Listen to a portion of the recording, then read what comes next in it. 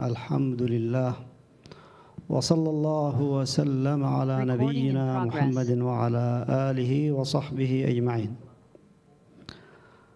أما بعد، نحمد الله تعالى أن جمعنا هذا الجمع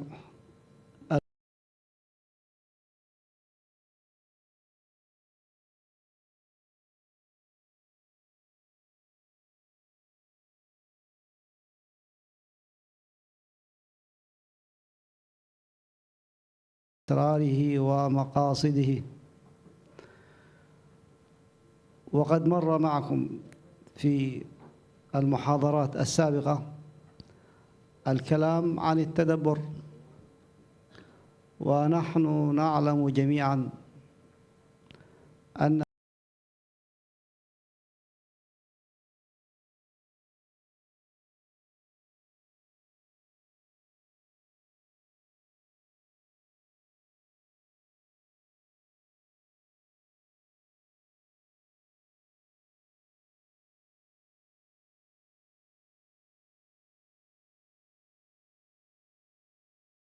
ilmi yang akan insyaallah kita dengarkan ini. فالتدبر هو الطريق إلى معرفة إعجاز القرآن. At-tadabbur itulah jalan untuk mengetahui ilmu-ilmu Al-Qur'an. ونريد أن نعرف ما معنى الإعجاز. Kita akan mengetahui apa yang dimaksud dengan al-i'jaz وما هو الإعجاز العلمي. dan apa itu i'jaz ilmi. الإعجاز العلمي يشير إلى النصوص في القرآن أو السنة وما دلت عليه من إشارات أو معان تتوافق مع اكتشافات العلم الحديث. Al-i'jaz ilmi itu menunjukkan ya kepada nas-nas yang ada di Al-Qur'an Karim dan As-Sunnah, dan apa yang kita maksud dengan isyarat-isyarat makna arti yang tatawafaq, yang bersamaan ya, yang sesuai dengan penemuan-penemuan ilmu hadis, dengan penemuan-penemuan ilmu yang sekarang.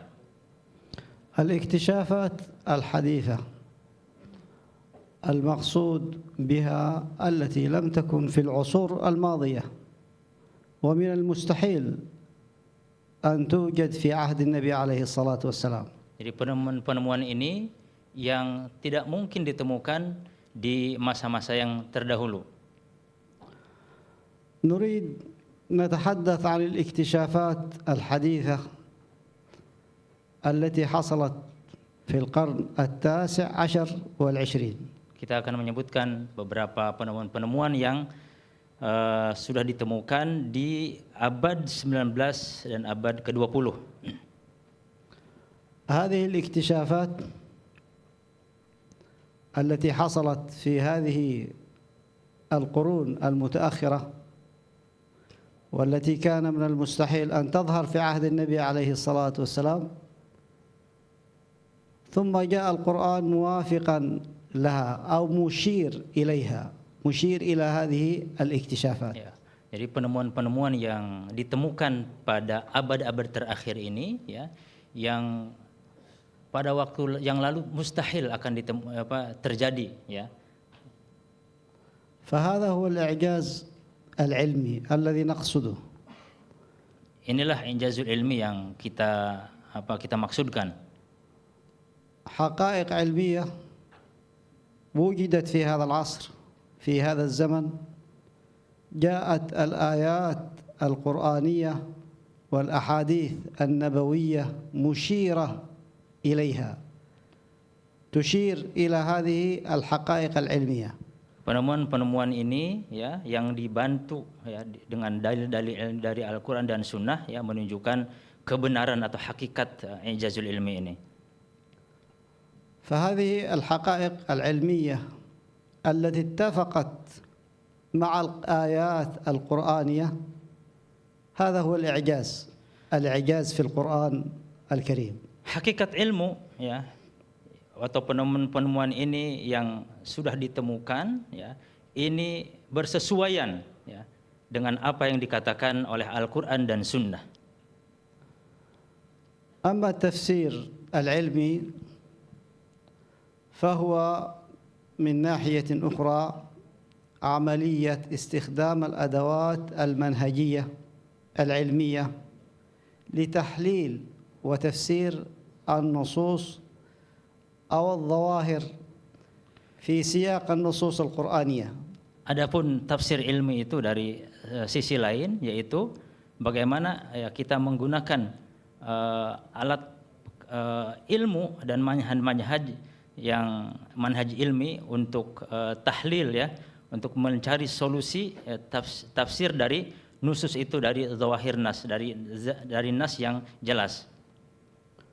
وبمعنى آخر ممكن أن نقول باختصار الإعجاز العلمي هو موافقة الحقائق العلمية لما أشارت إليه الآيات القرآنية. Boleh kita katakan bahwasanya i'jazul ilmi itu adalah hakikat ilmu yang sesuai ya, yang terjadi ya dengan ayat-ayat Al-Qur'an baik sunnah dan al-hadis. أما التفسير العلمي فمعناه النظر في هذه النظريات التي ليست حقائق المتفقة مع الآيات والنصوص القرآنية، فهذا تفسير علمي. Adapun tafsir ilmi adalah secara teori ilmu ya, secara teori yang ada dalam Al-Qur'an. هناك ضوابط لهذا العلم الجديد، وهذا الشيء العظيم الذي هو من كنوز القرآن ومن أسرار القرآن ومن عجائب القرآن، فالقرآن فيه عجائب، ومن عجائب القرآن هذا الإعجاز العلمي. Tentu di sini ada bagaimana kita mengambil dawabit ya, atau cara-cara dalam i'jazul ilmi yang akan ditemukan di dalamnya adalah asrar, rahasia-rahasia, keajaiban-keajaiban dalam Al-Qur'an ini. الحديث عن الإعجاز العلمي متعلق بالتفسير، ولا يجوز أن يقرب الإنسان تفسير الآيات بهذه الطريقة بالإعجاز العلمي إلا إذا كان له دراية وله علم. Al-i'jazul ilmi itu harus ya berkaitan dengan tafsir apa yang dikatakan oleh para ulama. وضع العلماء ضوابط لهذا العلم، فأول ضابط من هذه الضوابط الدقة العلمية والموضوعية. Maka ada ad-dawabit, cara ya. Yang pertama adalah ad-diqqah al-ilmiyah, ketetapan ilmu al-mawdu'iyah, dengan sesuai dengan judulnya.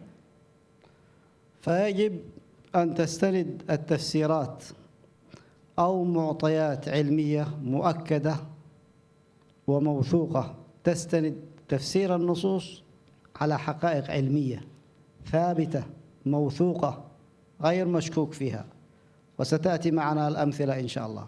Jadi wajib disanadkan terhadap ilmu at-tafsir ya, yang inputnya itu menguatkan ketetapan ilmu dengan hakikat ilmiah itu. فهذا هو أول الضوابط، الدقة العلمية والموضوعية. الضابط الثاني فهم اللغة والسياق. Yang kedua adalah bagaimana kita memahami secara bahasa dan siyaqul kalimah, sighah ya, sighah kalimah.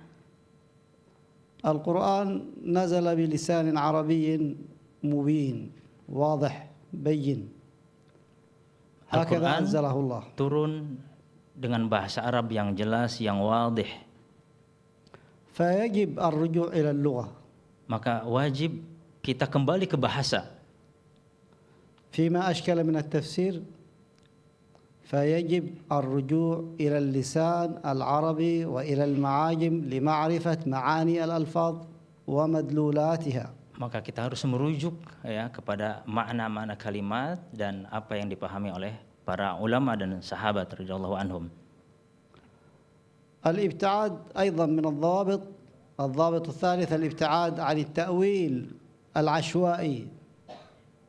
Juga menjauhkan ya salah satu dhabit ini ya, menjauhkan dari takwil ya yang aswa'i, yang tanpa ada dhabitnya. نعم أيضا ومن الضوابط الاعتراف بتعدد المعاني. القرآن حمال أوجه، ومعنى أنه حمال أوجه له معاني متعددة، بعض الألفاظ يكون لها معاني متعددة وكثيرة. Ya, dalam bahasa juga ada namanya banyak makna, banyak arti. Maka Al-Quran satu kata tapi banyak maknanya. فهذا الأمر مهم. فاللفظة الواحدة قد يكون لها عدة معان. Ya, dalam Al-Quran ya boleh jadi satu kata itu tapi maknanya banyak sekali. من الضوابط أيضا الانسجام مع المقاصد الشرعية. Ya. القواعد الكلية. Ya, juga dhabitnya ada yang selanjutnya al-insijam, kesesuaian atau keterikatan dengan maqasid asy-syar'iyyah, dengan tujuan-tujuan syariah. فلا يكون هناك إعجاز وفيه معارضة لمقاصد الشريعة، فلا يوجد هذا إطلاقا. Jadi jangan sampai, bahkan tidak ada ya, tidak ada ijaz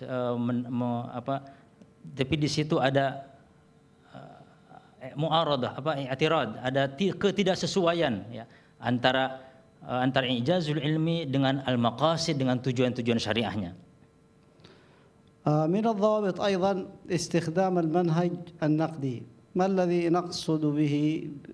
ما هو المنهج النقدي؟ Apa itu manhaj an-naqdi? المنهج النقدي هي الطريقة البحثية المتبعة في كتابة مثلا الرسائل وفي البحوث العلمية، فلا يخرج الباحث في الإعجاز عن هذا المنهج، يسير عليه. هذا المنهج المعتبر والمعتد في الجامعات وعند العلماء وعند غيرهم. Ya, manhaj naqdi ini manhaj yang macam tasawulat ya, manhaj yang di mana di situ ada buhus ilmiah dan tidak boleh keluar dari manhaj yang sudah ditentukan ini. سؤال يطرح: كيف كتب القرآن وما هي الوسائل التي كتب فيها؟ من المعلوم أن النبي صلى الله عليه وسلم كان له كتاب يكتبون الوحي، فعندما كانت تنزل الآيات أو السورة فيقول لأحد كتابه: اكتبها وضعها هنا أو هنا في المكان الذي يحدده النبي عليه الصلاة والسلام. Ya, bagaimana Al-Quran ditulis ya di Khalifah Abu Bakar ketika itu ya, bahwasanya menyuruh para sahabat tulis di sini, kemudian tulis di sisi ini gitu ya. Jadi di Khalifah Abu Bakar mengumpulkan Al-Quran dalam mushaf yang satu, mushafun wahid. عندما توفي النبي صلى الله عليه وسلم هل كان المصحف موجود كما هو الآن في أوراق محصورة ومحددة يبدأ بالفاتحة وينتهي بالناس؟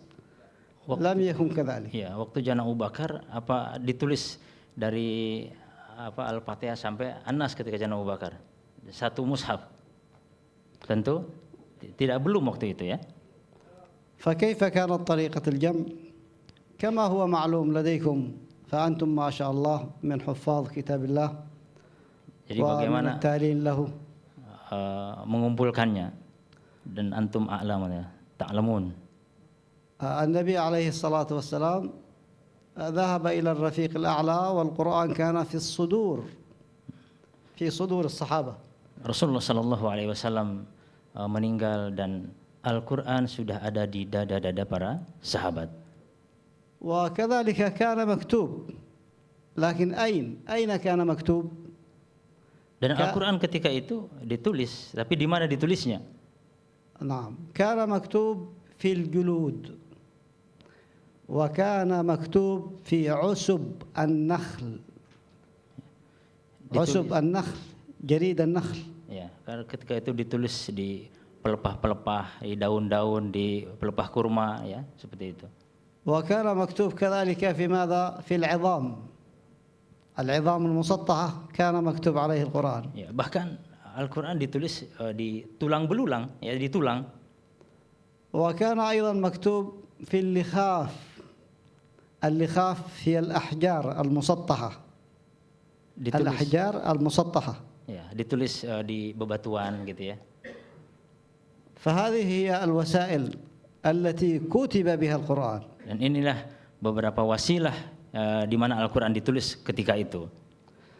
نعم جمع القرآن من هذه الأشياء من الأحجار من العظام من عسب النخل وجمع وكتب على ماذا؟ كتب على الجلود. الجمع الأول كان في عهد أبو بكر الصديق رضي الله عنه. Begitulah Al-Quran ditulis di tulang-tulang, di daun pelepah kurma dan sebagainya, dan ketika itu terbunuh banyak sahabat pada zaman Abu Bakar radhiyallahu anhu. نعم وكان ذلك باستشارة أو بطلب من عمر بن الخطاب رضي الله عنه وكان ذلك لسبب حروب الردة حصل فيها الاقتتال الكبير والشديد بين صفوف القراء حفاظ القرآن. Dan ini atas permintaan Umar radhiyallahu anhu kepada Abu Bakar ketika itu, ya, dan terjadinya peperangan orang-orang yang murtad, ya. فحصل الخوف على ضياع الدين. Dan Umar takut Al-Quran ini hilang dari dada umat Islam. فإذا ضاع القرآن ضاع الإسلام. Dan apabila Al-Quran hilang, maka Al-Quran Islam itu hilang. فأشار عمر بن الخطاب رضي الله عنه على الخليفة أمير المؤمنين أبو بكر الصديق أن يأمر بجمع القرآن. Ya. Umar radhiyallahu anhu memberikan pendapat, ya, kepada Abu Bakar radhiyallahu anhu untuk mengumpulkan Al-Quran. فخاف أبو بكر رضي الله عنه أن يفعل ذلك. قال كيف أصنع شيء لم يصنعه النبي عليه الصلاة والسلام. Dan Abu Bakar radhiyallahu anhu takut, khawatir, ya, melakukan sesuatu yang tidak dilakukan oleh Rasulullah sallallahu alaihi wasallam. قال له عمر هذا فيه خير فما زال به عمر حتى شرح الله صدر Abu Bakr radhiyallahu anhu. Dan terus saja Umar radhiyallahu anhu, ya, meminta, ya, memaksa kepada Abu Bakar untuk ditulis Al-Quran sampai Allah Subhanahu wa taala membuka dada Abu Bakar dan menyetujuinya. فاستدعى أبو بكر زيد بن ثابت رضي الله عنه وهو كاتب الوحي. Dan Abu Bakar radhiyallahu anhu memanggil Zaid bin Thabit, dan beliau adalah katibul wahyi, penulis wahyu. فقال له أنت شاب ولا نتهمك يعني أنت شاب نشيط لا تغفل ولا تنسى فاجمع القرآن واكتب القرآن. فخاف زيد رضي الله عنه كما خاف أبو بكر. Dan Abu Bakar radhiyallahu anhu manggil Zaid bin Thabit, engkau anak muda, anak pintar, wala natahimu, kita tahu engkau adalah orang yang baik, orang yang jujur, gitu ya. Apa jawaban Zaid bin Thabit ketika itu? Beliau juga sama, takut, khawatir. فما زال به أبو بكر رضي الله عنه حتى شرح الله صدر زيد رضي الله عنهم أجمعين. Ya, sekarang Abu Bakar yang merayu Zaid bin Thabit untuk menulis Al-Quran sampai Allah Subhanahu wa taala membukakan hati Zaid bin Thabit untuk menulis Al-Quran. وقال كلاما مشهورا أنه لو كلف بنقل جبل لكان أهون عليه من القرآن العظيم وذلك لعظم هذا التكليف وهذا الأمر المهم الجليل. Kemudian ada qaulu Zaid bin Thabit. Naam. Zaid bin Thabit qala, kalau saya diperintahkan untuk memindahkan gunung yang besar, ya, itu lebih ringan daripada saya menulis Al-Quran. الشاهد من الحديث أن القرآن كيف جمع ومن أين جمع ما هي وسائل الجمع التي جمع بها القرآن. Ya, dari sini kita mengetahui bagaimana Al-Quran itu ditulis dan apa wasilahnya, wasail cara-caranya untuk mengumpulkan Al-Quran. وهنا سؤال نريد أن نسأله. القرآن معجز، نحن كلنا نؤمن بهذا، القرآن معجز نعم، Ya, ولكن سؤال ما هو وجه الإعجاز؟ لماذا هو معجز القرآن؟ sekarang kita tahu ya Al-Quran itu dan kita beriman ya kepada Allah Subhanahu wa taala. Al-Quran itu mu'jiz ya, mukjizat. Tetapi dari sisi seperti apa ya Al-Quran itu mu'jiz? القاضي عياض صاحب الشفاء رحمه الله ذكر 4 أوجه، وهناك من العلماء من ذكر غير هذه ال4، لكن سأذكر لكم هذه ال4 باختصار. Ya, Syekh Iyad, Qadi Iyad Nah. menyebutkan 4 ya, dalam wajhul ijaz. قال أول وجه من وجوه إعجاز القرآن حسن تأليفه والتئام كلمه وفصاحته ووجوه إيجازه وبلاغته الخارقة عادة العرب. بلاغة القرآن خرقت عادة العرب في الفصاحة والبلاغة، يعني جاءت بشيء ما استطاعوا أن يقولوا مثله. Ya, jadi beliau mengatakan ya di antara i'jaz Al-Qur'an ya adalah husnu ta'lifihi, keindahan ta'lifnya ya, penyatuan hurufnya, wal ti'am kalimatihi ya. Apa namanya? Iltiam. Ada التئام جمع. Penggabungan ya kalimat-kalimat dan fasahahnya dan sisi i'jaznya dan balaghahnya yang sangat luar biasa. نعم، مثل الإيجاز في الألفاظ وكمال المعاني، يعني اللفظ القصير البسيط يأتي تحته معاني كثيرة. Ya. نعم، فالقرآن موجز في ألفاظه متعدد المعاني، كثير المعاني. Dari segi kalimat contohnya ya, kalimat kecil ya, tapi di situ makna satu kalimat tapi ma'anihi katsira, banyak maknanya dalam atau kandungan makna dari kalimat itu. ومثال ذلك قال الله سبحانه وتعالى إلا من أتى الله بقلب سليم. ما معنى سليم؟ سليم السلامة. السلامة من ماذا؟ من العيوب. ما هي العيوب؟ الشرك صح، وماذا؟ الشرك صحيح، وماذا؟ نقصان ماذا؟ أمراض القلب، أحسنت، مثل الشهوات، أحسنت، من الشرك صحيح، من الشهوات صحيح، من الشهوات ومن الشرك، من المعاصي، من البدع، من الأهواء، كل هذه الألفاظ هي تعتبر معنى لهذا المعنى البسيط سليم. Ya. سين ولام وياء وميم. Ya, سليم. beliau mencontohkan ya satu kalimat tapi banyak maknanya. Illa man atallaha biqalbin salim. Di situ disebutkan seperti antum sebutkan tadi ada asyirku al-ma'asi, qalbun marad ya, hati yang sakit dan banyak ya. Jadi makna-makna yang kita sebutkan tadi lebih dari 6 ya, 7 itu apa namanya? Itulah mujaz ya, mu'ijaznya di situ. Ya satu kata tapi yahtawi ala ma'an katsira. Banyak arti di situ. طيب الوجه الثاني، هذا الوجه الأول باختصار. الوجه الثاني من أوجه إعجاز القرآن نظمه العجيب والأسلوب الغريب. ومثال ذلك مثل خطاب العامة والخاصة.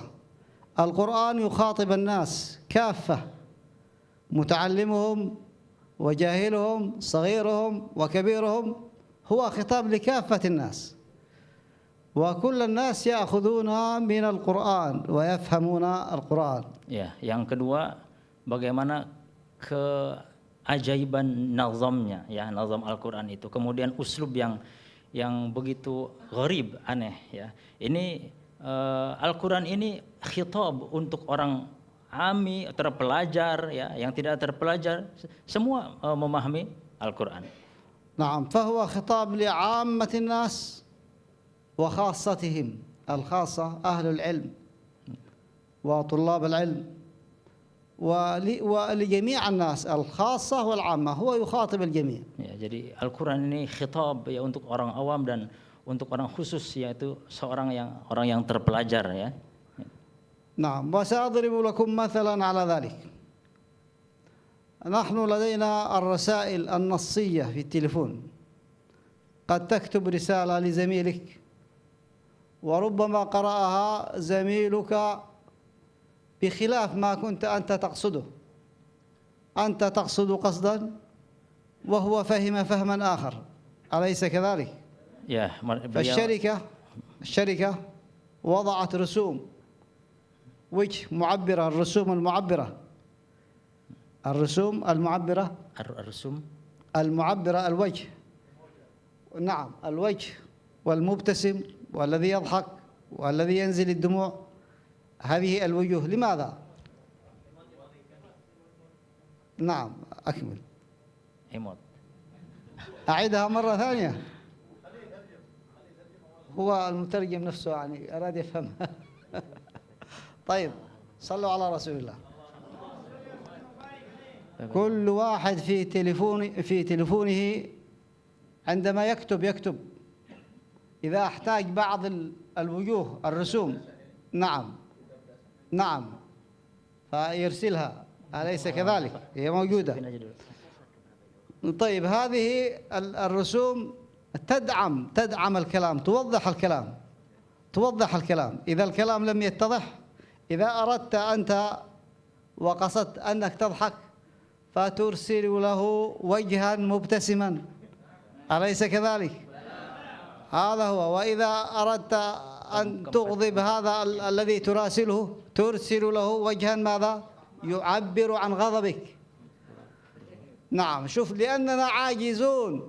لأننا عجزنا عن ماذا؟ عن توصيل رسالة قد ربما تكون سطر أو سطرين، لكن القرآن مع كثرته فهو واضح جلي، وكأنك ترى فيديوهات من خلف هذه الآيات تشرح لك وتوضح لك تلك المشاهد. يا ما شاء الله طويل جدا شيء. أنا لحظة اسمعوا، أنا أدرس طلاب يفهمون العربي قليل، وأنا سمعتكم في المسجد تكلم الدكتور عبد الله كلمتين فضحكتم كلكم. عندما ضحكتم علمت أنا أنكم فهمتم ماذا؟ فهمتم الكلام. فغالبا الطلاب يفهمون الكلام ولكن لا يستطيعون أن يعبروا عن الكلام، أليس كذلك؟ بلى. إذن أقول لكم باختصار، خطاب القرآن خطاب للعامة والخاصة، يعني لعامة الناس بجميع أنواعهم وأشكالهم، وهو أيضا للخاصة للعلماء الراسخون في العلم، يأخذون منه ويستخرجون الحكم والمقاصد والدلالات والأشياء والاستنباطات والأحكام الكثيرة. Jadi secara ringkasnya beliau mengatakan Al-Quran ini khitab ya untuk amah dan khasah. Dan khasah itu adalah para ulama yang mengetahui tentang ilmu Al-Quran dan sebagainya. Tadi beliau mencontohkan ya, jadi satu kata itu berbagai macam arti dan ma'ani ya. Beliau mencontohkan tadi WhatsApp ya. WhatsApp kalau dikirim mungkin di grup atau di personal gitu ya. Itu membacanya kan beda ya. Ada tergantung apa? Tergantung mood ya, tergantung mood yang ketika baca itu ya. Ada mungkin yang tidak suka, ada mungkin dia gembira dan sebagainya ya kalau dalam baca WhatsApp itu. Dan juga bagaimana orang yang sudah yang mahir dalam teknologi, dia kalau marah dia emotnya apa, senang apa, seperti itulah ya. Al-Qur'an tuh ya seperti itulah Al-Qur'an yang bisa difahami ya, satu kalimat tapi berbagai macam makna. طيب ننتقل إلى الوجه الثالث. الوجه الثالث كما يراه القاضي عياض عليه رحمة الله، فهو الوجه التاريخي الذي عبر عنه بقوله: من طوى عليه من الأخبار بالمغيبات. من طوى عليه يعني ما حمله القرآن وما كان في داخله من الأخبار بالمغيبات. Ya, yang ketiga adalah seperti apa yang dikatakan oleh Qadhi Iyad, secara wajhut tarihi, ya, yaitu apa yang ada dalam Al-Quran, ya, tentang akhbar-akhbar yang ghaib, ya. نعم، الأخبار المغيبات السابقة أو ما لم يكن ولم يقع، فهناك أشياء أخبر عنها القرآن ونزلت الآيات وتحدثت عنها قبل أن تقع. Ya, informasi mana? Informasi yang dahulu, ya, dan informasi yang akan terjadi bahkan di hayat Nabi Shallallahu Alaihi Wasallam. فوجدت هذه الأشياء التي أخبر عنها القرآن كما ورد على الوجه الذي أخبر، ومثال ذلك قوله سبحانه وتعالى: لا تدخلن المسجد الحرام إن شاء الله آمنين. هذه الآية نزلت قبل دخول المسجد، فهي أخبرت بدخول المسلمين المسجد ودخلوا المسجد. Ini janji Allah Subhanahu wa taala, al-akhbar bil mughayyibat, yaitu Allah Subhanahu wa taala menjanjikan kepada Rasulullah sallallahu alaihi wasallam, la tadkhulunnal masjidal harama insyaallahu aminin. Kamu akan masuk Masjid Haram dengan aman. Ini sebelum masuk masjid. وكما قال الله سبحانه وتعالى: ألف لام ميم غلبت الروم في أدنى الأرض وهم من بعد غلبهم سيغلبون في بضع سنين لله الأمر من قبل ومن بعد ويومئذ يفرح المؤمنون بنصر الله ينصر من يشاء. هذه الآية نزلت وأخبرت بما وقع، وكان الذي وقع في مكان بعيد، وجاء الخبر للنبي عليه الصلاة والسلام وأخبر قومه وسمع المشركون ذلك، ثم أخبرت بماذا؟ بما سيقع في المستقبل، ووقع كما أخبر الله سبحانه وتعالى نبيه. Ya, yang sudah kita dengar tentang pertempuran antara Rum dan Persia, ya, itu. Ini ayatnya sudah ada, tapi kejadiannya baru akan terjadi, bahkan itu ketika Rasulullah sallallahu alaihi wasallam masih hidup. مثال آخر قوله تعالى: هو الذي أرسل رسوله بالهدى ودين الحق ليظهره على الدين كله. ما توفي النبي صلى الله عليه وسلم إلا وقد أظهر الله هذا الدين. وأخبر عليه الصلاة والسلام بماذا؟ أخبر بسواري كسرى، وكذلك بالفتوحات الإسلامية التي ستقع في العراق وفي اليمن وفي الشام، ووقعت كما أخبر الله سبحانه وتعالى بإظهار هذا الدين، وكما أخبر النبي عليه الصلاة والسلام بالفتح المبين. Ya, jadi sebagaimana yang ayat kita bacakan tadi, ya, beliau baca huwallazi wa dinil haqq lidhhirahu 'ala dini kullih, ya. Dan tidaklah Rasulullah sallallahu alaihi wasallam meninggal dunia kecuali agama ini telah Allah munculkan izhar, ya. Sebagaimana janji juga bagaimana Rasulullah menjanjikan kepada seorang sahabat untuk memakaikan gelang dari Siwari Kisra, dari Kisra raja, ya. Dan banyak sekali janji-janji yang Allah berikan, ya, kepada para sahabat dengan lisan Rasulullah sallallahu alaihi wasallam. وكذلك قال الله سبحانه وتعالى: وعد الله الذين آمنوا منكم وعملوا الصالحات ليستخلفنهم في الأرض كما استخلف الذين من قبلهم ولا يمكنن لهم دينهم الذي ارتضى لهم ولا يبدلنهم من بعد خوفهم أمنا. فتحقق وعد الله سبحانه وتعالى. Juga janji Allah Subhanahu wa taala kepada kita semua, ya, bagi orang-orang yang beriman akan memberikan kedudukan di muka bumi ini dan menggantikan dari yang tadinya takut menjadi rasa aman, dan tahakkuk terjadi, ya, kemenangan-kemenangan ini. فكان جميع هذا كما قال فغلبت الروم فارس في بضع سنين ودخل الناس في دين الإسلام أفواجا فما مات رسول الله صلى الله عليه وسلم وفي بلاد العرب كلها موضع لم يدخله الإسلام واستخلف الله المؤمنين في الأرض ومكن لهم فيها دينهم وملكهم إياها من أقصى المشارق إلى أقصى المغارب. Beginilah Rasulullah Sallallahu Alaihi Wasallam wafat ya, kecuali sudah Jazirah Arab sudah dikuasai. Gitu. وعلى العموم هذا الوجه الثالث الإخبار من طوى عليه من الأخبار بالمغيبات يدخل فيه الإعجاز العلمي فالإعجاز العلمي عبارة أن القرآن أشار ووجدت فيه إشارات إلى حقائق علمية ثبتت وهذا من الأخبار بالمغيبات. نعم. Dari sini ya tentang al-ikhbar, salah satu ijaznya ini adalah ikhbar, informasi hal-hal yang mughayyibat, yang gaib, yang akan terjadi dan yang sudah terjadi dan akan terjadi. Rasulullah Shallallahu Alaihi Wasallam melihatnya, gitu ya, dan apapun janji Allah Subhanahu Wa Taala, ya, tentu ijaz ini akan kita lihat kebesaran Allah Subhanahu Wa Taala. طيب الوجه الرابع من وجوه إعجاز القرآن عند القاضي عياض عليه رحمة الله يتحدث عن أخبار القرآن عن القرون السالفة الماضية والأمم البائدة والشرائع الدائرة عن أقوام الرسل نوح وإبراهيم وموسى وعيسى وتلك الأقوام التي أرسلت إليهم تلك الرسل. Al-Quran juga berbicara tentang informasi-informasi yang telah lalu, ya, umat-umat yang terdahulu seperti Nuh alaihissalam, Musa. Ya.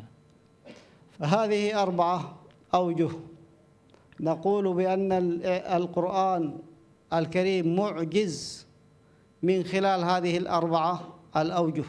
Ya, inilah dikatakan i'jaz, mu'jiz itu dari 4 segi ini. في فصاحته وبلاغته وأسلوبه وإيجازه وكذلك في إخباره الإخبار بالمغيبات والإخبار بما سيكون وما سيقع. Ya, jadi dalam fasahatnya, dalam balaghahnya, kemudian dalam informasi-informasi yang akan datang yang terjadi zaman Rasulullah Sallallahu Alaihi Wasallam dan juga informasi yang terdahulu.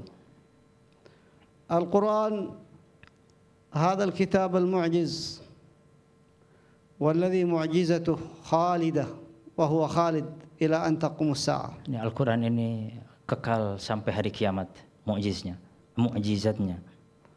ولو لم يكفي من إعجازه إلا حفظه فهو محفوظ عن التغيير والتبديل ولا يستطيع أحد أن يغير فيه ولا يبدله لأن الله سبحانه وتعالى تعهد بحفظه فقال إنا نحن نزلنا الذكر وإنا له لحافظون فهو محفوظ بحفظ الله. Kalau i'jaz ini dalam satu sisi saja, yaitu apa? Penjagaan Allah Subhanahu wa taala terhadap Al-Qur'an, ini sebenarnya sudah cukup. Inna nahnu nazzalna dzikra wa inna lahu lahafizun, dan Al-Qur'an terjaga sampai sekarang.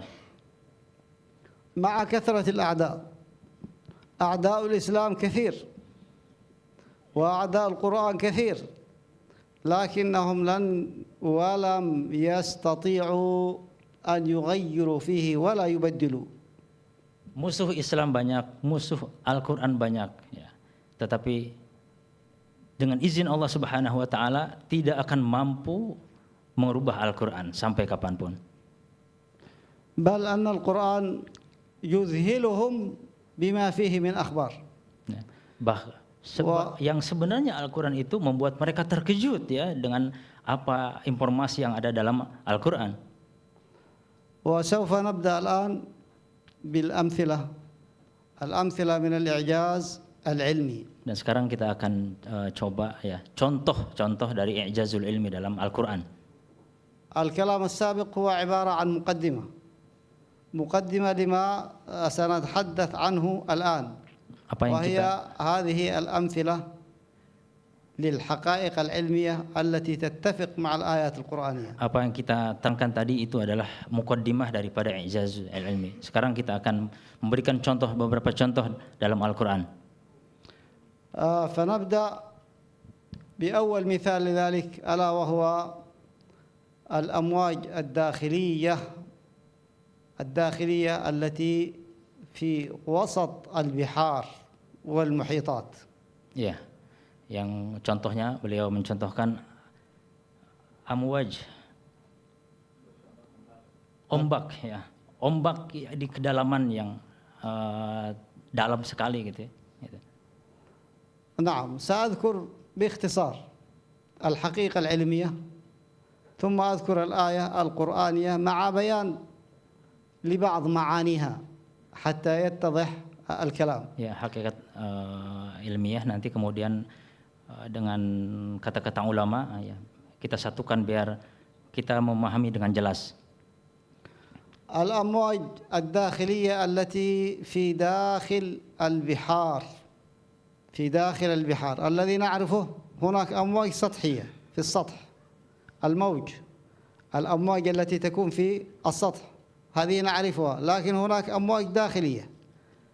هذه الأمواج الداخلية من الاكتشافات الحديثة. Kita berbicara tentang ombak yang ada di dalam lautan di kedalaman yang dalam ya, yang kita tahu sekarang, yang kita lihat ya, ombak-ombak yang di permukaan saja.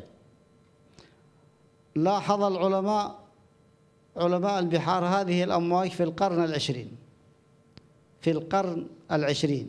Ini mulai di di qarn al-20, di abad ke-20. نعم، لاحظوا أن هناك أمواج تحت سطح المحيطات تفصل بين الطبقات المائية المختلفة في الكثافة. Ya, di situ ada ombak-ombak yang di permukaan yang memisahkan ya, yang memisahkan antara perbedaan al-ma'iyah, permukaan air yang berbedanya sangat luar biasa. Perbedaan antara satu ombak dan ombak yang lainnya. نعم، هذه الأمواج الداخلية هي أعظم من الأمواج السطحية. الأمواج الداخلية هي أعظم من الأمواج السطحية. هذا اكتشاف جديد في القرن العشرين. Jadi ombak yang di kedalaman yang sangat luar biasa itu lebih besar, lebih deras daripada yang ombak di permukaan. هذه الصورة هي تظهر عليكم. Ya, ini contohnya. نعم، هذه الصورة للموج السطحي. Ini permukaan. الموج السطحي. وهناك أمواج أشد من هذا الموج أن يكون داخلي لا يرى، هو داخلي. Dan ada lagi derasan ombaknya itu yang kita tidak lihat, yaitu di dasar lautan. نعم، هذا الأمر الأول. Yang pertama. الأمر الأول الأمواج الداخلية. الأمر الثاني الظلمات في أعماق المحيطات. Yaitu kedalaman gelap ya, di kedalaman yang lebih dari 1000 di situ. المحيطات العميقة ضوء الشمس يتلاشى ولا يصل إلى ماذا؟ إلى الأعماق. Ya, bahkan tidak mampu pancaran matahari itu, sinar matahari itu untuk ke dalam lautan yang ada. هو لا يصل إلى أكثر من 1000 متر تقريبا. Jadi sinar matahari ضوء الشمس tidak bisa mampu ke dalam lebih dari 1000 meter. التقدم العلمي في علم المحيطات خلال القرنين 19 وال20 أدى إلى توثيق هذه الظواهر بدقة عالية. Ya, tentu dengan kemajuan ilmu ini ya, ditemukan pada abad 19, abad 20 ya, ini menunjukkan ya kebenaran tentang ilmu kelautan ini. وثق هذه الظاهرة الأمواج الداخلية الظلمات الشديدة. هذه الأبحاث العلمية وثقت هذا بدقة كبيرة. Ya, tentang berbicara tentang amwaj, ombak, kemudian gelap ya dalam dasar lautan itu. طيب ننتقل هذا الكلام عن الحقيقة العلمية ننتقل الآن إلى الآية القرآنية. قال الله سبحانه وتعالى أو كظلمات في بحر لجي يغشاه موج من فوقه سحاب ظلمات بعضها فوق بعض إذا أخرج لم يكد يراها. طيب ظلمات يعني كثيرة، ظلمات جمع ظلمة في بحر لجي. ما معنى اللجي؟ اللجي هو البحر العميق، والبحر كثير الماء، المحيطات البحار كثيرة، يغشاه موج من فوقه سحاب. إذن عندنا الموج الأول، الأمواج الأولى الداخلية، من فوقها ماذا؟ أمواج سطحية، من فوقها ماذا؟ السحاب. فسبحان الله هذه الأمواج مع ظلمة السحاب شكلت ظلمة شديدة، أو كظلمات في بحر لجي يغشاه موج من فوقه سحاب. نعم. masih يفهمون. تفهمون؟ نواصل. طيب هذه الظلمات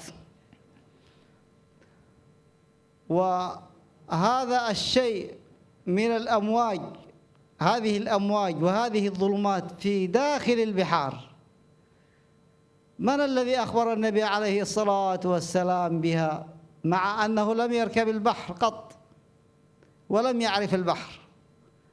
هل عرفتم أن النبي ركب في البحر؟ لا. طيب هذه الآية تخبرنا عما في داخل البحر. عما في داخل البحر. Ya, ayat menerangkan ya, tentang kejadian ini, tentang apa kegelapan, kemudian tentang ombak. Padahal Rasulullah SAW belum pernah naik kapal gitu ya. Subhanallah.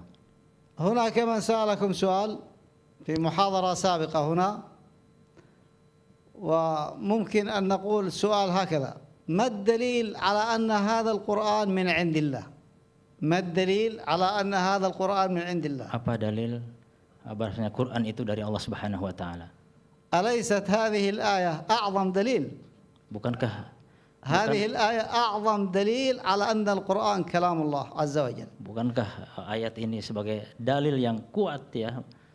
البشر لا يستطيع أن يتحدث بهذه الطريقة عن هذه الحقائق التي جاء بها القرآن والذي اكتشفها بماذا؟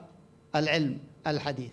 Manusia tidak mampu berbicara ini ya tentang kelautan ini ya, kecuali setelah penemuan tersebut ya. هذا هو وعد الله سنريهم آياتنا في الآفاق وفي أنفسهم. Ini janji Allah Subhanahu wa taala kepada طيب kita. هذه الصورة للظلمات الشديدة التي هي داخل البحار Ya, ini contoh لعلكم ترونها. gambar tentang طيب zulumat. ننتقل إلى مثال آخر. الصورة ما ظهرت عندكم؟ أي ظهرت أي. طيب هذه نعم صورة من قاع المحيطات. هناك من صور، أنتم تعرفون الغواصون عندما ينزلون لديهم الكاميرات ولديهم ما يوثقون هذا. هنا لا يكتب الرقم إذن. نعم. المبرمج الرقم. نعم. لا رقم الصفحة لا يكتب، لذا لا يستطيع أن يعرض. طيب هذا المثال الأول وأظنه واضح. gambar laut ya, gambar laut yang ombak, laut dalam. نحن نتدبر في هذه الآية أو كظلمات في بحر لجي يغشاه موج من فوقه موج من فوقه ظلمات ثلاث بعضها فوق بعض إذا أخرج يده لم يكد يراها. طيب نأتي إلى المثال الثاني. ولا زال هذا المثال أيضا في البحار، لا زال هذا المثال في البحار. Al-hajiz wal barzakh. Gambarnya itu kan dimunculkan. Al-hajiz wal barzakh. طيب ما هي قصة الحاجز والبرزخ؟ Ditampilkan gambarnya. Al-hajiz wal barzakh. Coba lihat di situ. نعم. ما هي الحقيقة العلمية في ذلك؟ الحقيقة العلمية في ذلك أنهم وجدوا علماء البحار أن هناك حاجز يفصل بين البحرين إذا اجتمعا فلا يختلطان بسهولة، لا يحصل بغي ولا يحصل ماذا؟ طغيان. Ya, hakikat ilmiah yang sudah ditemukan itu adalah al-hajiz, penghalang ya atau apa? هذا ما يسمى antara dua lautan, antara satu laut dengan laut yang lainnya. وهذا ما يعرف بالبرزخ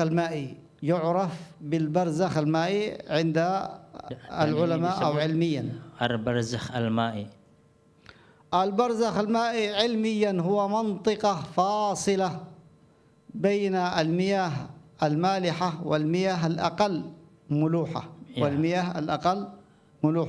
Al-barzakh al-ma'iyah itu yang membedakan antara satu laut dengan laut yang lain itu dari derajat keasinan. Ada derajat asin sekali dan derajat keasinan yang kurang ya. حيث تمتزج المياه بشكل بطيء جدا على الرغم من التقاء المسطحات المائية مع أن هذا ماء وهذا ماء، لكن عند الالتقاء لا يحصل اندماج سريع، لا يختلط إلا ببطء شديد. فهذا اكتشاف وهذه حقيقة علمية ثابتة. Jadi ada hajiz ma'i itu ya yang mengatakan maksudnya apa? Yaitu pertemuan antara dua laut tapi satu sama lain tidak bertemu ya, bertemu dengan untuk menyatukan derajat keasinan itu dengan sangat lambat begitu ya. طيب هذه الحقيقة التي اكتشفوها أن هناك ماء يتشكل ماء ثالث بين بين البحرين، وهذا الماء الثالث هو الحاجز فلا يسمح لهذا بالدخول بسهولة ولا يسمح لهذا بالدخول مع الماء الآخر بسهولة. Jadi ada air laut yang membedakan ya. Air A, air B, air C. Jadi air C nggak bisa ke air A seperti itu. Di sini ada penghalangnya, ya, tidak bisa melampaui itu, ya, satu sama lainnya. طيب هذه هي الحقيقة العلمية. هل أشار إليه القرآن؟ نعم. قال الله سبحانه وتعالى مرج البحرين يلتقيان بينهما برزخ لا يبغيان. هذه الآية الصغيرة القصيرة انظروا ماذا حملت من سر عظيم، تخبر عن شيء لا يرى بالعين، داخل البحار عندما تلتقي وهو الماء الثالث. Ya. Jadi marajal bahraini yaltaqiyan bainahuma barzakhun la yabghiyan. Pertemuan dua laut ya, saling bertemu tapi satu sama lain tidak saling melewati. Ini rahasia ya dari Allah Subhanahu wa taala ya. ما هو البرزخ في الآية أو ما معنى مرج معناها خلى وترك. مرج البحرين يعني أن أرسل بمعنى أرسل البحرين، الذي أرسلهما هو من؟ هو الله سبحانه وتعالى يرسلهما. مرج البحرين يلتقيان. نعم أرسل أو بمعنى أرسل يلتقيان بينهما بين هذا البحر وهذا البحر برزخ. ما هو البرزخ؟ البرزخ في اللغة هو الحاجز بين الشيئين، هذا اسمه البرزخ. وأنتم تعلمون الحياة البرزخية أين تكون؟ في القبر، لأن القبر هو بين الدنيا وبين ماذا؟ هو بين الآخرة، الحياة الأخروية. فهو يسمى حياة برزخية. نعم. نعم، فهذا البرزخ هو الحاجز. تفضل. Marajal Bahrain, ya, makna baraja itu arsala, yang mengirimkan.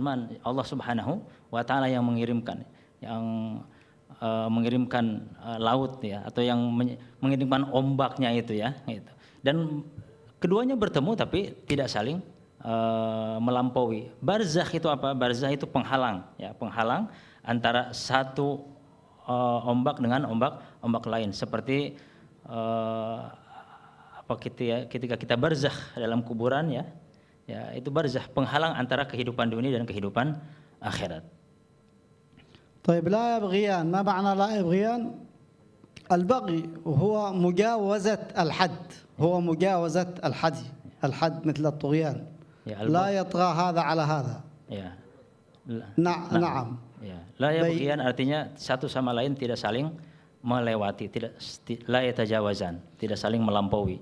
نعم. هذه الصورة أمامكم تنظرون إليها، هذا ماء وهذا ماء، وكيف أن بينهما ماذا؟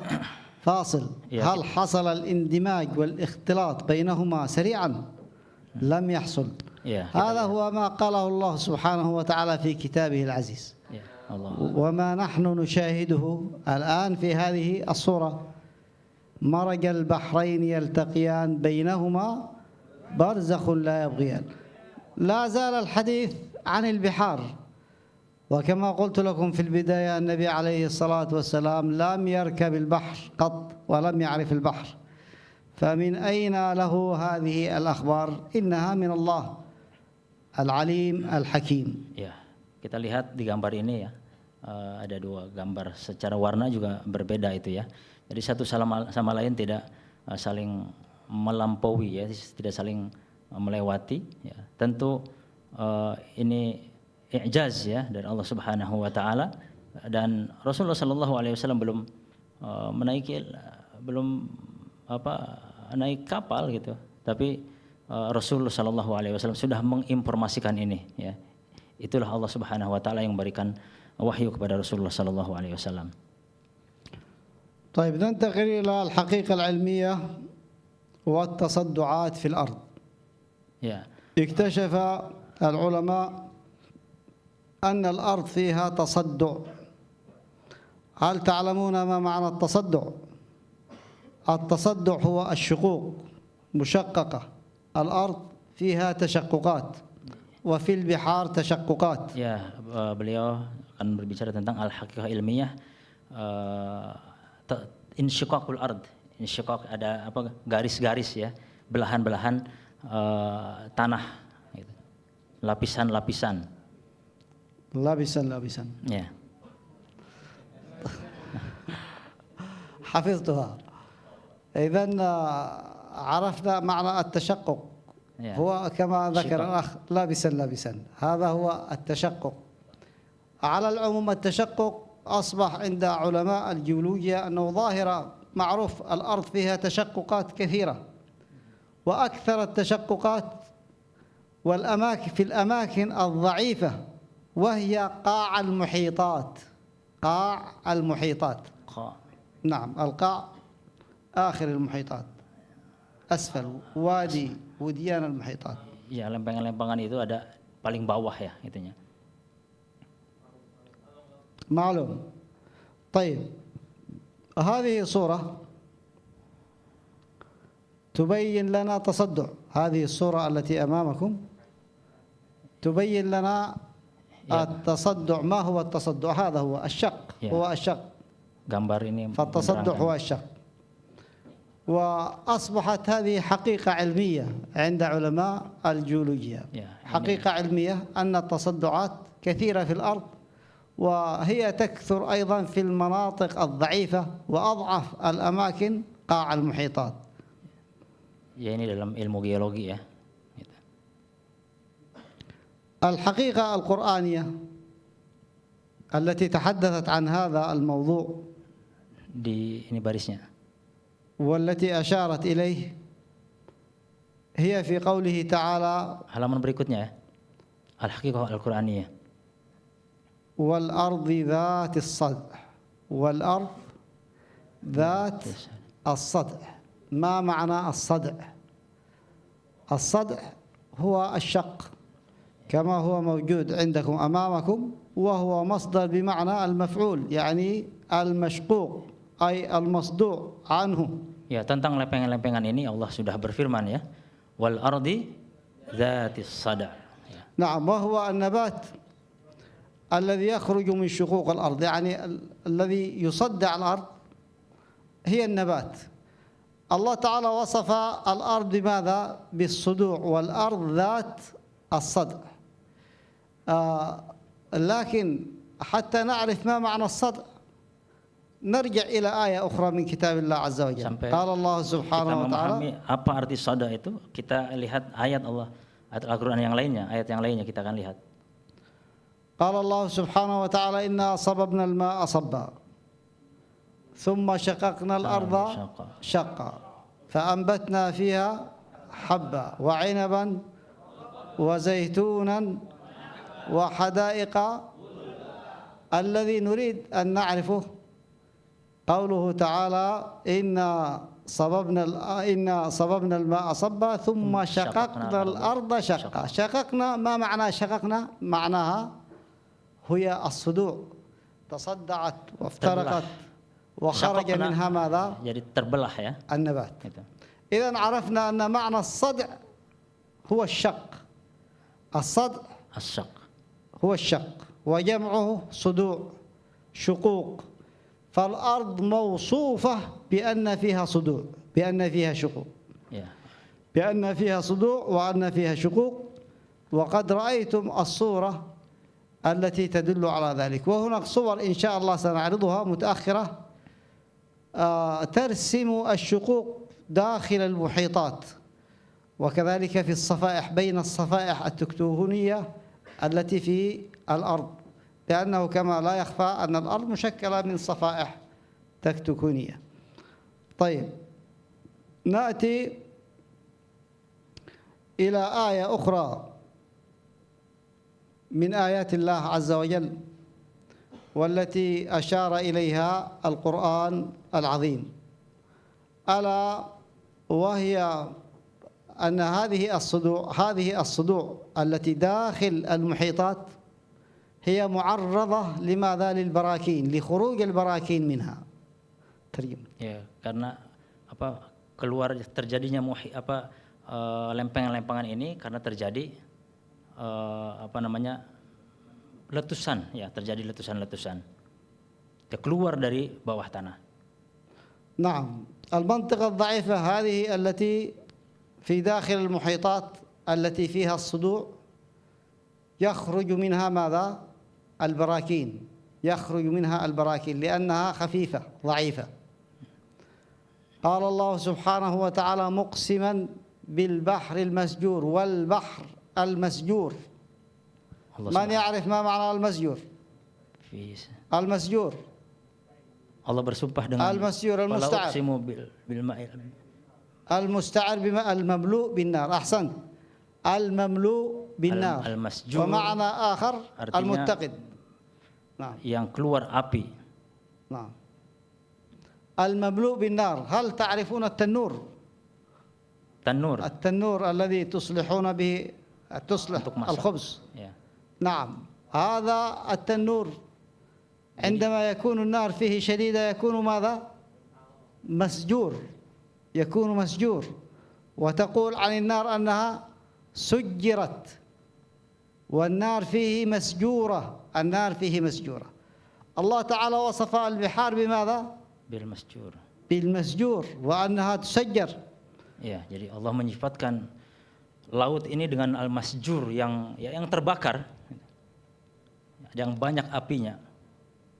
نعم، هذه الصورة التي أمامكم تنظرون إليها، هذه الصورة أين هي؟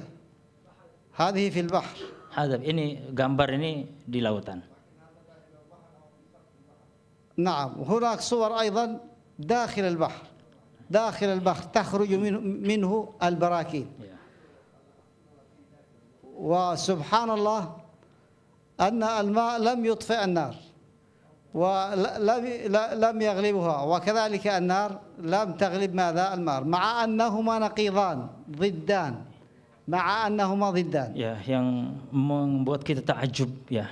Jadi laut ini dengan api yang berkobar itu tidak pernah mati ya, tidak pernah. Ya, padahal api dengan air ini kan kayak musuh gitu ya. Tapi dengan kuasa Allah Subhanahu wa taala api ini tetap masjur ya, tetap menyala-nyala. طيب سؤال، أنا أريد سؤال. وأنتم في بلد الجزر ما شاء الله تقريبا 1200 جزيرة، أليس كذلك؟ في أندونيسيا 17,000 جزيرة ما شاء الله. طيب هذه الجزر كيف تكونت؟ كيف تكونت هذه الجزر؟ Pulau-pulau ini terbentuk. هي عبارة عن ماذا الجزر؟ هي عبارة عن براكين خرجت من قاع البحار ثم بردت بعد ذلك وتكونت الجزيرة، أليس كذلك؟ هذه المعلومة معروفة لديكم، هذه المعلومة معروفة لديكم. طيب إذا قلنا أنها خرجت هذه النيران من أين خرجت؟ خرجت من المحيطات وخرجت من قيعان المحيطات. طيب نأتي إلى آية أخرى، آية ثانية من آية الله وهي الرياح. طيب الرياح، أنواع الرياح Macam-macam apa? Angin. طيب في القرن 19 تم وضع تصنيف علمي دقيق لأنظمة الرياح مثل الرياح التجارية والموسمية والقطبية. وفي القرن 20 شهد تطور علم الإرصاد الجوي اكتشاف الرياح النفاثة وغيرها من أنواع الرياح باستخدام تقنيات حديثة مثل الأقمار الصناعية. Jadi banyak macam-macamnya angin ini ya, itu. نعم. قولوا لا إله إلا الله. لا إله إلا الله. أنا أحرص أني أتكلم كلمة كلمة، فهمتم هذا؟ كلمة كلمة حتى نستوعب الكلام. طيب. Ya, saya bicara dikit-dikit ya, sampai kita paham insyaallah. نعم. بالنسبة للرياح صنفت، وكذلك علم أيضا قدر سرعة الرياح، وهذا معلوم عند علماء الإرصاد. يعني عندما تأتي الرياح هل هي متوسطة؟ هل هي خفيفة؟ هل هي شديدة؟ هل هي إعصار؟ هل هي قاصف؟ هل هي مدمر؟ مثلما أتى الرياح بعض البلدان وأهلكتهم. Ya, angin-angin ini macam-macam. Ada angin yang cepat, angin yang lambat, angin yang biasa. Juga apakah ini angin topan yang menghancurkan, macam-macam angin-angin ini. طيب هذه الصورة أمامكم تعرض ماذا؟ رياح شديدة، أليس كذلك؟ والرياح الشديدة أنتم تعرفون أن الله سبحانه وتعالى أهلك بها ماذا؟ قوم عاد، وهي آية من آيات الله سبحانه وتعالى يرسلها الله سبحانه وتعالى على من أراد ومتى ما شاء، فتكون في أحيان تكون مبشرة، وفي بعض الأحيان تكون ماذا؟ مدمرة، وتكون عذاب، وتكون قاصف، مثل هذه الرياح التي في الصورة والتي تدمر كل شيء. Sebagaimana kita lihat ya di gambar ini, dan berbagai macam ya riyah atau angin yang dahulu pernah menghancurkan kaum terdahulu ya. طيب أين الآيات القرآنية التي تحدثت عن الرياح؟ ذكر القرآن أنواع الرياح من قبل، فذكر مثلا المرسلات وأقسم بها فقال والمرسلات عرفا. ما هي المرسلات؟ المرسلات tentang al-mursalat ya, al-mursalat urfa. ما هي المرسلات urfa? Apa itu mursalat urfa? نعم، تدل على الرياح التي ترسل تدريجيا لنقل السحاب أو كذلك تأتي بالرحمة والأمطار. Jadi al-mursalat ya datang jalan sangat lambat ya. biasa ya yang طيب أيضا قال أيضا والذاريات ذروة. ما هي الذاريات؟ هي الرياح أيضا، وهي الرياح التي تذرو وتحمل الغبار والتراب. Riyah Az-Zariyat namanya ya, ini yang menyebarkan yang memindahkan gubar ya, turab ya, debu-debu ya. طيب أيضا هناك نوع آخر، الرياح التي تلقح. قال الله سبحانه وتعالى وأرسلنا الرياح لواقح فأنزلنا من السماء ماء فأسقيناكموه وما أنتم له بخازنين.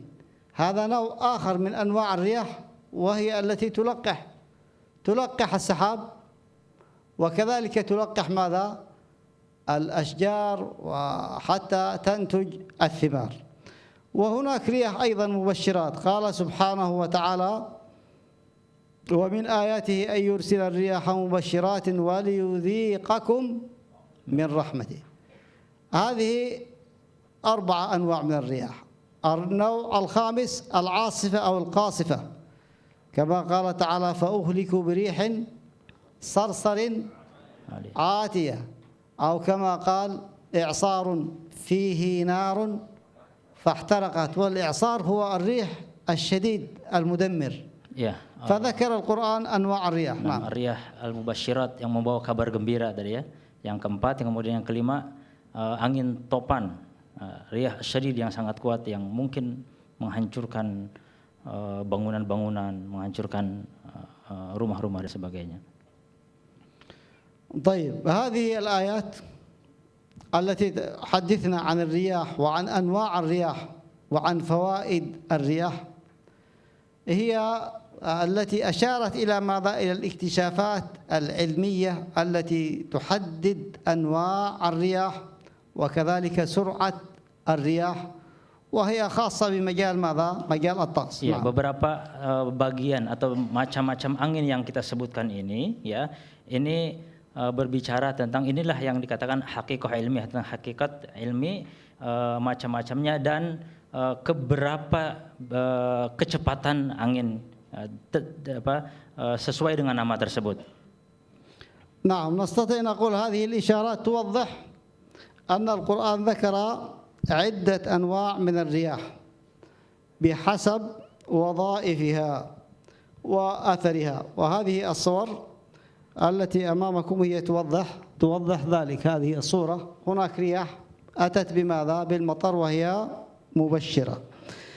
طيب انتقلنا من الكلام عن البحار وقاع المحيطات إلى ماذا؟ إلى الرياح والطقس وعلم الطقس، ووجدنا أن القرآن يتحدث عن الطقس ويفصل ماذا؟ عن الرياح وعن أحوال الرياح. طيب berbicara juga Al-Quran tentang tentang suhu ya, tentang suhu udara gitu. نأتي إلى السحاب المسخر بين السماء والأرض. السحاب المسخر بين السماء والأرض. Sekarang kita berbicara tentang awan ya. السحاب هو كما لا يخفى عليكم أنواع، فبعضه كما قال الله سبحانه وتعالى وشبهه بالجبال، وبعضه يكون ماذا؟ مبسوط. Awan juga macam-macam ya, ada yang seperti gunung ya, ada yang biasa gitu. نعم والبعض يكون قطعا كسفا، وأنتم تركبون بالطائرات وعندما ترتفع بك الطائرة إلى أعلى وترى السحاب تحتك وتعرف أن هذا مصدر للمياه وللأمطار. Ya kalau kita naik pesawat itu kita akan lihat awan itu kan ada berkelompok-kelompok kecil ya. نعم في أواخر القرن التاسع عشر، في أواخر القرن التاسع عشر وبداية القرن العشرين اكتشف العلماء أن السحب تتكون عندما يرتفع الهواء الرطب إلى أعلى. هذا السؤال كيف تتكون هذه السحب وكيف ينزل المطر، العملية التي تتكرر وتدور دائما. الهواء أو الريح يأتي ويحرك القطرات أو البخار ويسحبه إلى الأعلى إلى منطقة باردة. بعد أن يصل إلى تلك المنطقة الباردة يحصل له ماذا؟ يحصل له تكثف، فيتكثف ويتحرك ويدور إلى الأعلى وإلى الأسفل، ثم بعد ذلك يثقل فيصير مطرا على هذا الحال باستمرار. فهذه صورة لأحد السحب الركامية، صورة لأحد السحب الركامية. ممكن ترجم. Iya, beliau menceritakan tadi bagaimana sahab ya, awan yang terjadi hujan ya. Jadi hujan dikumpulkan air ke atas, kemudian terjadi dingin ya, kemudian di situ air menumpuk dan berat, akhirnya dia turun hujan. على العموم السحب ركامية وسطحية، ركامية وسطحية، وهذه صورة تبين إحدى السحب الركامية. طيب هذه الصورة الثانية تبين لنا عملية المطر كيف يتكون وكيف يتشكل حتى ينزل. طيب. Ini gambar bagaimana awan-awan ini terbentuk ya, ada yang horizontal, ada vertikal gitu. طيب هذه الصورة أيضا الأخرى فيها نزول الغيث، المطر كيف نزل. على العموم الاكتشاف الحديث هو كيف يتشكل المطر، هذا مجمع عليه، اتفقوا عليه وعرفوا ذلك وتبين لهم. أيضا أنواع السحاب تبين لهم ذلك واكتشفوا هذا في أواخر القرن العشرين. Ya, semua penemuan-penemuan ini di abad ke-19, bagaimana tentang awan ya, tentang rih, tentang angin gitu. نعم هذه سحاب أيضا أخرى مبسوطة في السماء. bentuk awan ya. سحاب تتشكل وتتركب وأيضا كذلك ماذا تبسط. Bagaimana ini terbentuk dan berkumpul ya. نعم هذه صورة أيضا أخرى للرعد، لظاهرة الرعد التي أخبرنا بها القرآن كثير. Ini gambar bagaimana petir ya. الرعد هو الصوت. والصاعقة هي النار التي تحصل بسبب ماذا؟ الشحنات الكهربائية التي تحصل بسبب الشحنات الكهربائية. الله سبحانه وتعالى فصل لنا هذا في 3 آيات. في 3 آيات جاء تفصيل هذا الأمر. قال الله سبحانه وتعالى بعد أعوذ بالله من الشيطان الرجيم: ألم تر أن الله يزجي سحابا ثم يؤلف بينه ثم يجعله ركاما فترى الودق يخرج من خلاله وينزل من السماء من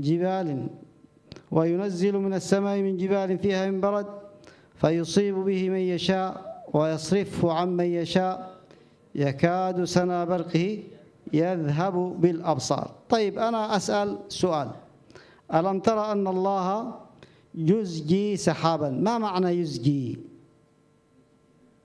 يلا من يجيب؟ يزجي. ألم ترى أن الله يزجي؟ يسوق. أحسنت، يسوق menggiring. يزجي يسوق يدفع برفق. يزجي سحابا ثم يؤلف بينه. يؤلف معناها dikumpulkan. يجمع. يؤلف معناه يجمع.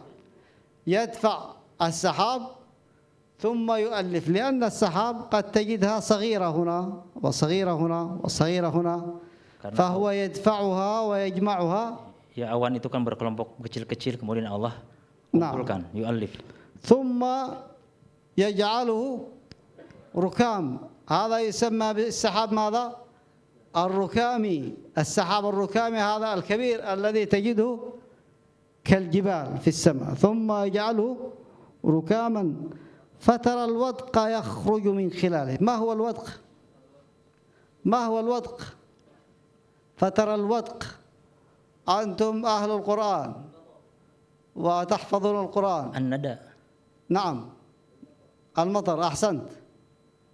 في من يقول شيء آخر، البرد. البرد المطر، نعم، البرد المطر، صحيح، كلاهما صحيح. الودق من هو المطر، hujan. نعم، قال فترى الودق يخرج من خلاله وينزل من السماء من جبال فيها من برد.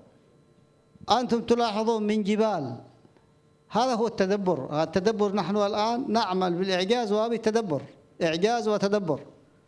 من جبال، من جبال، وينزل من السماء من جبال فيها، نعم، فيها من برد، من جبال فيها من برد. هنا الآية فيها إشارة إلى أن البرد لا ينزل إلا من ماذا؟ من السحب التي هي كالجبال. وضح هذا؟ فالبرد لا ينزل من أي سحاب، هناك سحاب مبسوطة فيبسطه في السماء كيف يشاء. هذه السحاب المبسوطة إذا نزلت تنزل ماذا؟ مطر خفيف نافع. لكن السحاب التي هي كالجبال هي التي ينزل منها ماذا؟ البرد. وهذه حقيقة علمية وحقيقة قرآنية. فهمتم؟ نعم، مفهوم. قال فهمنا. طيب. Ini proses apa namanya, proses hujan dan proses keluarnya apa tuh, embun apa gitu ya, es juga.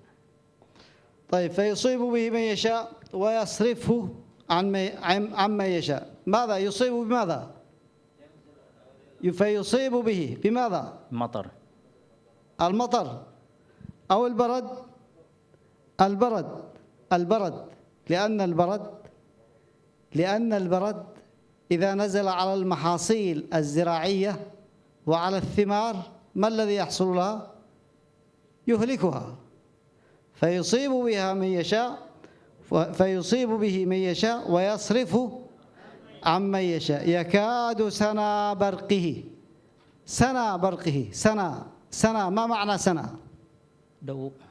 سنا ما معنى سنا؟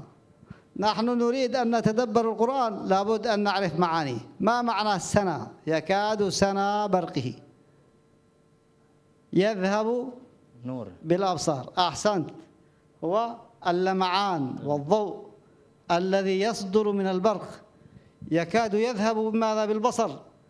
يكاد سنا برقه يذهب بالأبصار. Jadi apa namanya, terjadi kilat itu karena apa? Karena dinginnya. Ya, karena dingin sekali akhirnya keluar kilat itulah. Sana barqihi yadhhabu bil absar. طيب هذه الآية الأولى لخصت الآية هذه عملية السحاب ونزول المطر. كم بقي؟ خلاص كمل الآية هذه. طيب الآية الثانية قوله تعالى ألم ترى أن الله يزجي سحابا ثم يؤلف بينه ثم يجعله ماذا؟ ركاما.